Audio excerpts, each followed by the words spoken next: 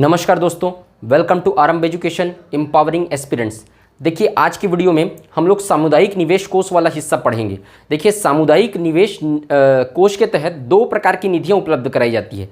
मैं आपको पिछले वीडियो में बताया था, एक चक्री निधि और दूसरा सामुदायिक निवेश निधि। तो इसी सामुदायिक निवेश निधि को हम लोग आज के वीडियो में देखने वाले हैं। चक्री निधि को मैं पिछली वीडियो में बता चुका हूं आपको।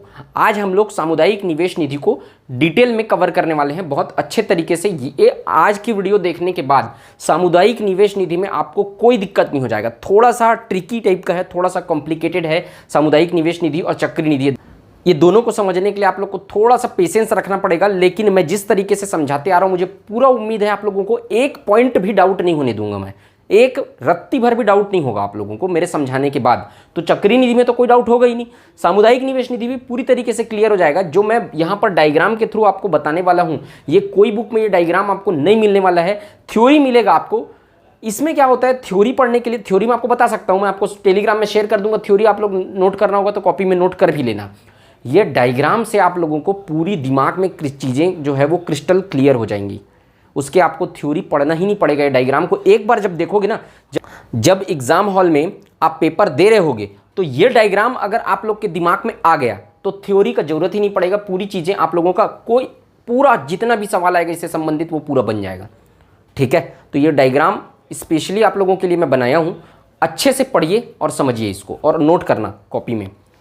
तो ये सामुदायिक निवेश निधि कम्युनिटी इन्वेस्टमेंट फंड बोलते हैं। ये किसके तहत प्रदान किया जाता है? सामुदायिक निवेश कोष के तहत। दो प्रकार की निधि सामुदायिक निवेश कोष के तहत प्रदान किया जाता है। एक चक्री निधि जो मैं समझा चुका हूं, दूसरा सामुदायिक निवेश निधि जो मैं आज समझाने वाला हूं। ठीक, इसका उद्देश्य क्या होता है सामुदायिक निवेश निधि को प्रदान करने का? तो पहला उद्देश्य स्व सहायता समूह के व्यक्तिगत आवश्यकता की पूर्ति हेतु, मतलब कि स्व सहायता समूह के सदस्य जो हैं उनको अगर व्यक्तिगत आवश्यकता, जैसे कि बीमार पड़ गए हैं और कुछ चीज़ इमरजेंसी सिचुएशन आ गया उनके घर में, तो उनको अगर कहीं पैसा की ज़रूरत है तो इस फंड से उनको पैसा प्रोवाइड कराया जाता है। दूसरा, सदस्य की बीमारी जैसी आवश्यकता मैं आपको बताया। तो व्यक्तिगत आवश्यकता और बीमारी जैसी आवश्यकता, मतलब कि इमरजेंसी सिचुएशन में कोई भी अगर कहीं व्यक्तिगत आवश्यकता है, किसी व्यक्ति की कुछ आवश्यकता घर में आ गई है, कुछ दिक्कत आ गया, कुछ प्राकृतिक आपदा आ गई है, या इस तरीके से कोई आवश्यकता इमरजेंसी सिचुएशन में, तो इस फंड से उसको पैसा प्रोवाइड कराया जाता है स्व सहायता समूह के सदस्यों को। ठीक, इसकी विशेषता क्या है ये सामुदायिक निवेश कोष निधि की? पहला, स्व सहायता समूह द्वारा सामुदायिक निवेश निधि के अंतर्गत दी जाने वाली राशि समूह द्वारा तैयार सूक्ष्म ऋण योजना के तहत ऋण के रूप में सदस्यों को प्रदान की जाएगी। सामुदायिक निवेश निधि के तहत दी जाने वाली राशि ऋण के अंतर्गत, मतलब कि ये जो देखो स्व सहायता समूह जो होते हैं वो एक योजना तैयार करते हैं जिसका नाम है सूक्ष्म ऋण योजना। तो इस योजना के तहत ऋण के रूप में सदस्य को प्रोवाइड किया जाता है। देखो, मैं डायग्राम से आपको बताऊंगा तो पूरा समझ में आ जाएगा, अभी थ्योरी समझते जाओ बस। तो सूक्ष्म ऋण योजना के तहत ऋण के रूप में स्व सहायता समूह इस राशि को अपने सदस्यों को प्रदान करती है। अब स्व सहायता समूह के सदस्यों को कैसे मिलता है राशि, विलेज ऑर्गेनाइजेशन को कैसे मिलता है, वो सब बताऊंगा मैं। तीसरा पॉइंट है, स्व सहायता समूह द्वारा इस राशि का पुनर्भुगतान अपने ग्राम संगठन या फिर क्लस्टर लेवल फेडरेशन को किया जाता है। विलेज ऑर्गेनाइजेशन और विलेज के ऊपर क्लस्टर लेवल फेडरेशन, ये पूरा पढ़ चुके हैं हम लोग। तो यहाँ पर इन दोनों को स्व सहायता समूह के द्वारा किया जाता है। ठीक है, तीसरा ये अगला पॉइंट है, जहाँ पर CLF नहीं है, जनपद स्तर पर एक यूनिट स्थापित की जाएगी, वो ग्राम स्तर पर को पैसा उपलब्ध कराएगी। ये पॉइंट को मैं बताऊंगा अभी। ठीक, ये पहले समझो। ये जब समझोगे तो ये चीज़ें पूरी अब ऑलरेडी समझ में आ जाएगी आपको। अब देखो, CLF संकुल स्तरीय संगठन, ये संगठन को पूरा स्ट्रक्चर से बताया था, उसको ध्यान से नोट कियो कि नहीं कियो? वो अगर ध्यान में है आपके तो ये पूरा बन जाएगा आपसे। क्लस्टर लेवल फेडरेशन होता है, ये एक लेयर। दूसरा लेयर विलेज ऑर्गेनाइजेशन इसके नीचे होता है। उसके नीचे स्व सहायता समूह या उसके सदस्य आते हैं। ठीक है ना, ये तो पूरा अपन क्लियर पढ़ चुके हैं। क्लस्टर लेवल फेडरेशन के ऊपर क्या होता है? ब्लॉक, ब्लॉक के ऊपर फिर उसके बाद जिला स्तरीय संगठन, वो छोड़ो उसको अभी। ये 3 स्तर आपको देखना है। तो क्लस्टर लेवल फेडरेशन यानी संकुल स्तरीय संगठन को सरकार जो है 1 से 2 करोड़ रुपए अनुदान के रूप में प्रोवाइड करती है। किसको देगी? संकुल स्तरीय संगठन। एक संकुल के है ना, मतलब संकुल है, संकुल स्तरीय संगठन जो है उसको, एक ब्लॉक के अंतर्गत कितने संकुल आते हैं? 4 संकुल आते हैं। ठीक, संकुल स्तरीय संगठन यानी क्लस्टर लेवल फेडरेशन को जो सरकार है वो 1 से 2 करोड़ रुपए अनुदान के रूप में देती है, मतलब पैसा देती है, और ये क्लस्टर लेवल फेडरेशन सरकार को वापस नहीं करना पड़ता, उस क्लस्टर लेवल फेडरेशन को पैसा खर्चा करने के लिए देती है। जैसे एग्जांपल बताऊं आप लोगों को, बजट के तहत मंत्रालय को, जैसे कि परिवहन सड़क मंत्रालय है, उसके मिनिस्टर कौन है? नितिन गडकरी। तो परिवहन एवं सड़क मंत्रालय को 300 करोड़ रुपए, तो उतनी राशि जो है उस मंत्रालय को प्रोवाइड कराई जाती है। ठीक है, तो वो राशि जो रहती है उससे सरकार वापस लेती है क्या? नहीं लेती है। वो उतना मंत्रालय खर्चा करना है, मतलब सड़क रोड बनवाने के लिए देश में वो पैसा जो प्रोवाइड किया जाता है उसको खर्चा करना है, उसको वापस नहीं करना पड़ता सरकार को उसको। तो इस तरीके से सरकार क्या करती है, क्लस्टर लेवल फेडरेशन को 1 से 2 करोड़ रुपए राशि अनुदान के रूप में देती है, जिसको वापस नहीं करना पड़ता। क्लस्टर लेवल फेडरेशन, पहले इधर समझना ना, फिर इधर जाएंगे अपन। क्लस्टर लेवल फेडरेशन संकुल स्तरीय संगठन ग्राम संगठन को इसी 1-2 करोड़ रुपए, 1 से 2 करोड़ रुपए में से जितना भी ग्राम संगठन जो है वो प्रस्ताव पारित करके देगा, मतलब उसको जितना जरूरत पड़ेगा, इसी राशि में से ग्राम संगठन को राशि प्रोवाइड कराती है। कौन? CLF, cluster level federation. इसी राशि में से जो सरकार उसको दिया है अनुदान के रूप में, उसको विलेज ऑर्गेनाइजेशन अर्थात ग्राम संगठन को ऋण के रूप में उपलब्ध कराता है। किसके रूप में?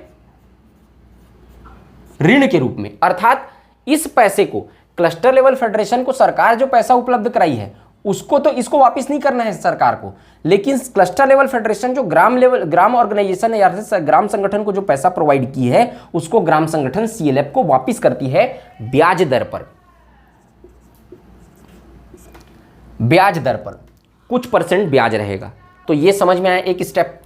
उसके बाद ग्राम संगठन इसी पैसे को, जो क्लस्टर लेवल फेडरेशन जो ग्राम संगठन को जो पैसा प्रोवाइड कराई रहेगी, इसी पैसे में से स्व सहायता समूह को या फिर स्व सहायता समूह के किसी सदस्य को ग्राम संगठन पैसा प्रोवाइड कराती है, ऋण प्रोवाइड कराती है।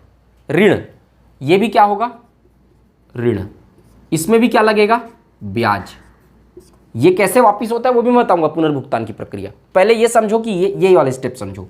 ये इसको प्रोवाइड कराएगा ऋण, जो ये उसको ब्याज के रूप में देगा। ये इसको ऋण प्रोवाइड कराएगा, इसको ब्याज के रूप में देगा। ठीक, ये अलग ब्याज दर होता है, ये अलग ब्याज दर होता है, ये दोनों अलग अलग ब्याज दर होते हैं। ठीक, तो इसको अपन समझेंगे। तो ये जो है विलेज ऑर्गेनाइजेशन वो किसको प्रोवाइड कराएगा? या तो स्व सहायता समूह को देगा पूरा, या फिर उसके किसी सदस्य को अगर जरूरत पड़ रहा है तो विलेज ऑर्गेनाइजेशन क्या कराएगा? ये सामुदायिक निवेश निधि से पैसा उपलब्ध कराएगा, इसी पैसे से। तो इस तरीके से ये इधर बढ़ता है। अब उसके बाद इधर मैं जो बताया हूं पुनर्भुगतान की प्रक्रिया। पुनर्भुगतान मतलब ये जो पैसा उपलब्ध कराया गया है उसको वापस कैसे करना है, उसको रिटर्न भी तो करना पड़ेगा। ऋण के रूप में प्रोवाइड किया गया है ना, इंटरेस्ट रेट पे रिटर्न करना पड़ेगा। कैसे? पुनर्भुगतान की प्रक्रिया मैं इधर से बता रहा हूं। ये भुगतान, ये पुनर्भुगतान। अब देखो, किसी स्व सहायता समूह को अगर ऋण उपलब्ध कराया है ग्राम संगठन, किसको? स्व सहायता समूह को, सदस्य को नहीं, सदस्य को अलग बताऊंगा। यदि किसी स्व सहायता समूह को विलेज ऑर्गेनाइजेशन पैसा उपलब्ध कराया है, ऋण उपलब्ध कराया है, तो स्व सहायता समूह जब इसको वापस करेगा ग्राम संगठन को तो 40 किस्त में वापस करेगा। 40 मासिक किस्त, एक माह में, मतलब हर टोटल मतलब 40 माह मान लो, मासिक किस्त है ना, 40 मासिक किस्त में स्व सहायता समूह ग्राम संगठन को पैसा वापस करेगा। 9% वार्षिक ब्याज, वार्षिक ब्याज, जो ब्याज है वो कितना है? वार्षिक है। एक साल में 9% ब्याज, और 40 महीने में, 40 किस्त में, 40 मासिक किस्त यानी 40 महीना, 9% वार्षिक ब्याज पे स्व सहायता समूह ग्राम संगठन को पैसा वापस करेगा। लेकिन अगर सदस्य को ग्राम संगठन पैसा उपलब्ध कराया है तो सदस्य को जब वो पैसा, सदस्य जब उसको पैसा वापस करेगा तो 24 मासिक किस्त में पैसा वापस करेगा और 12 से 18% वार्षिक ब्याज पर पैसा वापस करेगा। किसको? ग्राम संगठन को। क्लियर? अगर समूह पैसा वापस करेगा तो 40 किस्त में 9% वार्षिक ब्याज पर पैसा वापस करेगा ग्राम संगठन को, और अगर सदस्य वापस करेगा तो 24 मासिक किस्त में 12 से 18% वार्षिक ब्याज पर पैसा पुनर्भुगतान करेगा। किसको? ग्राम संगठन को। अब ये दोनों पैसा इसको दे दिए। अब ग्राम संगठन, संकुल स्तरीय संगठन को भी तो वापस करना है, पैसा को पुनर्भुगतान करना है। तो 80 किस्त में इसके पास क्या है? ग्राम संगठन जब CLF को पैसा वापस करेगा तो 80 किस्त में 6% वार्षिक ब्याज की दर से पैसा को वापस करेगा। तो अब कुछ समझ में आ रहा है आप लोग को? देखो, कम समय में 24 किस्त में, मतलब ये जब वापस करेगा कोई सदस्य तो 24 महीने में वापस करना है, 24 किस्त में, 24 मासिक किस्त में, और 12 से 18% वार्षिक ब्याज ले रहा है ये सदस्य से। कौन? ग्राम संगठन। कितना ज़्यादा वार्षिक ब्याज ले रहा है और कितना कम समय में ले रहा है। लेकिन जब ये खुद इसको वापस कर रहा है सीएलएफ को, तो कितना ज़्यादा समय इसके पास, 80 मासिक किस्त, 80 महीना में वापस करना है, वो भी 6% वार्षिक ब्याज पे वापस करना है। मतलब ये इससे ज़्यादा ब्याज ले रहा है और ये जब ब्याज दे रहा है तो कम ब्याज दे रहा है, इधर कम ब्याज दे रहा है, ये कम ब्याज दे रहा है और ये इससे ज़्यादा ब्याज ले रहा है। तो यहां पर पैसा क्या होगा? जमा होगा। ग्राम संगठन के पास पैसा बचेगा ना, कम समय में 24 माह में इससे पूरा 12 से 18% वार्षिक ब्याज पे पैसा वसूल लिया, और ये इस पैसे को जब वसूल लिया तो ऊपर वाले सीएलएफ को कितने में दे रहा है? 80 किस्त में, 80 माह में पैसा दे रहा है, वो भी 6% ब्याज पे दे रहा है, मतलब 6% पे दे रहा है। तो इसके पास तो पैसा बचेगा ना। तो ग्राम संगठन के पास जो पैसा बचता है वो क्या करता है ग्राम संगठन जो है वो आसपास के स्व सहायता समूह के, मतलब कि उन और स्व सहायता समूह गठित करने या कोई सामाजिक काम करने या फिर कोई डेवलपमेंट के काम करने में ग्राम संगठन जो है उस पैसा को खर्च करता है। तो ग्राम संगठन के पास भी पैसा बचा। सीएलएफ के पास तो 1 से 2 करोड़ रुपए अनुदान का पैसा आया है, तो ये 1 से 2 करोड़ रुपए तो बढ़ते ही जाएगा, क्योंकि इसको 6% वार्षिक ब्याज पे तो ऋण दे रहा है, ये नीचे ऋण दे रहा है, ऋण के रूप में इसको पैसा मिल रहा है, तो इसका पैसा भी बढ़ा, ग्राम संगठन के पास भी पैसा बढ़ा। उसके बाद ये नीचे गए तो स्व सहायता समूह और सदस्यों को पैसा मिल भी गया। तो ये पूरी तरीका होती है, ये इसको बोलेंगे अपन इधर जो है वो भुगतान, और ये जो है वो पुनर्भुगतान।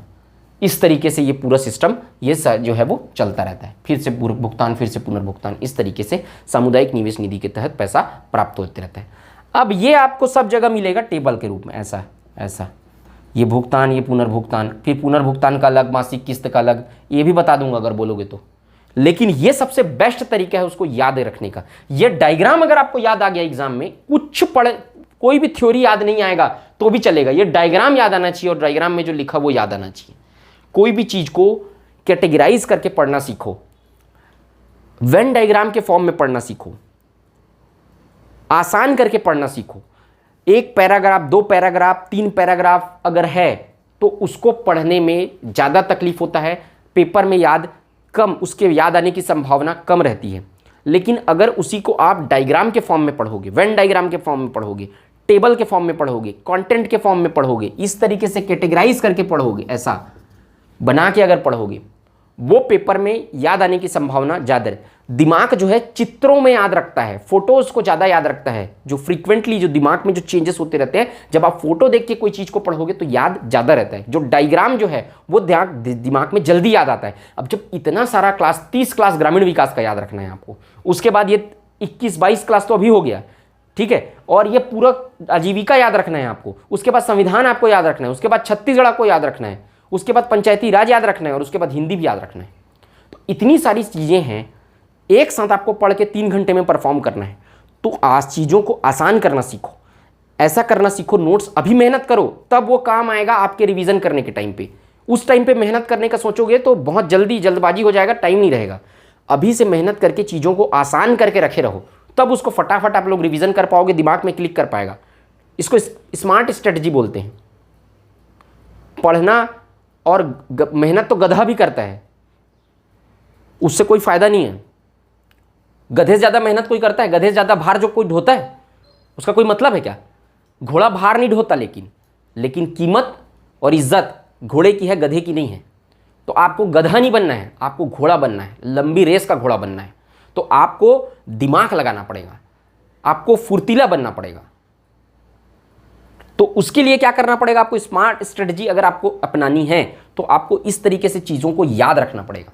और आपका काम आसान करने के लिए मैं बैठा हूँ यहाँ पर, तो वही काम मैं आपका आसान कर रहा हूँ। इस फॉर्म में याद रखो।